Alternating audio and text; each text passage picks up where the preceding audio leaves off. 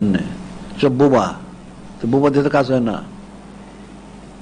আশাকিদুল হক শয়তানুল আখরাস, যে সত্য বলা থেকে চুপ করে সে বোবা শয়তান। তো শয়তান তো মালুম, লানতগ্রস্ত। শক্ত প্রতিবাদ করতে হবে, বলা বলি করতে হবে, লেখালেখি করতে হবে। কাপড় একটা সামান্য কিছু হইলে বাসিল সারা দুনিয়া ছড়ায় দেয় যে কাপড় মেরে ফেলছে, কাপড় মেরে ফেলতেছে। অস্ত্র মরে নাই কিন্তু একটাও, মিথ্যা কথা। এই যে আমাদের দেশে হিন্দু মারতেছে, হিন্দু কোথায় হিন্দু মারলো? ওই কাফেরগুলি সারাদিন মুসলমান মারে। এটা মুসলমানরা কেন প্রচার করে না? এই যে মাদ্রাসাগুলি ভাঙতেছে, মসজিদগুলি ভাঙতেছে, কোনো প্রতিবাদ নাই।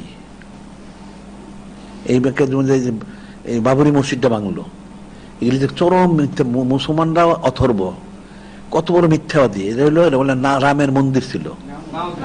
আচ্ছা, অথচ রাম হইলো কাল্পনিক কাহিনী। যে রামায়ণটা যে আছে, আমার কাছে আসছে, তো আমি পড়ছি রামায়ণটা, বাল্মীকি রচিত। সে প্রথমেই লেখছে এটা হইলো কাল্পনিক কাহিনী, রাম এই ধরনের কোনো কেউ ছিল না, এটা কল্প কাহিনী করা হয়েছে, সেটাই লেখা হচ্ছে। এই তারা বলে রামের মন্দির ছিল বাবরি মসজিদ, তা রামই তো নাই, মন্দির আসবে কোথেকে? এই কাফের গুলি এটা নিয়ে ভাঙারিয়া করলো।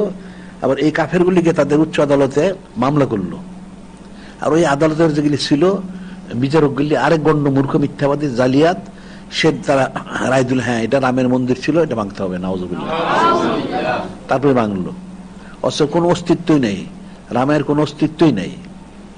এদের রামায়ণ তো আমাদের দেশে পাওয়া যায়, ওই বইগুলো খুলে পড়লেই তো মানুষ দেখে, বাল্মীকি রচিত। আমাদের কাছে আছে, আমাদের গ্রন্থকারে আছে। এত মানে কত বড় জালিয়াত, মিথ্যা। কিন্তু এটা অনেক প্রতিবাদ করছে মুসলমানরা, আরো প্রতিবাদ করা উচিত ছিল।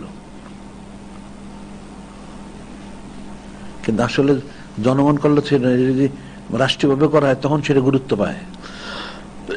কাফের তো রাষ্ট্রীয়ভাবে ভাঙে। ওই কিছু হলে পুলিশগুলি শিখাইছে, পুলিশগুলি গিয়া আরো মুসলমানরা শহীদ করে, নাউজুবিল্লাহ।